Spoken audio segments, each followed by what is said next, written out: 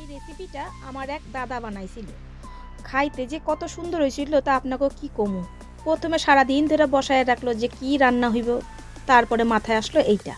তারপরে এটা পেঁয়াজ রসুন আর আদাটারে প্রথমে মিক্সিতে পেস্ট করে নিলাম, আর প্রত্যেকটা সবজি একদম ভালো করে ভাইজা নিলাম। ভালো করে ভাইজা একবারে তুলে রাখলাম। প্রথমে নিলাম আলু, তার মধ্যে নুন হলুদ দিয়া ভাইজা তুলে রাখলাম। তারপরে দিলাম ফুলকপি, ফুলকপিটারও ভালো করে ভাইজা ঢাইকা ভালো করে একবারে তুলে রাখলাম। তারপরে দিলাম,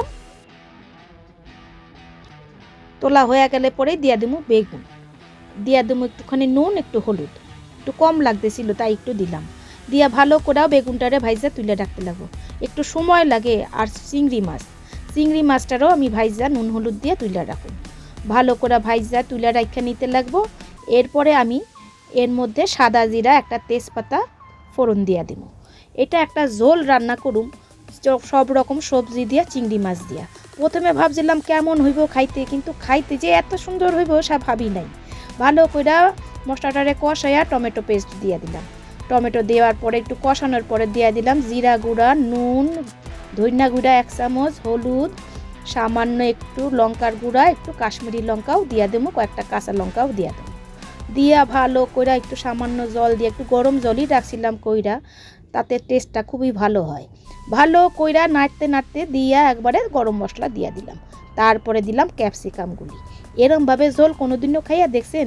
একবার খাইয়া দেখেন, এত সুন্দর হয় গরম ভাতের সঙ্গে। চিংড়ি মাছগুলি একটু বড় বড় হইলে ভালো হইতো, কিন্তু পাই নাই, ছোটোই পাইছিলাম তাই ছোটোই নিয়েছি।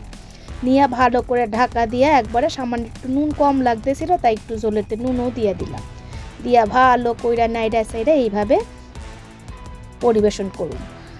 খাইতে যে অসাধারণ হয়েছিল তা আপনাকে কইয়া বুঝাইতে পারুম না।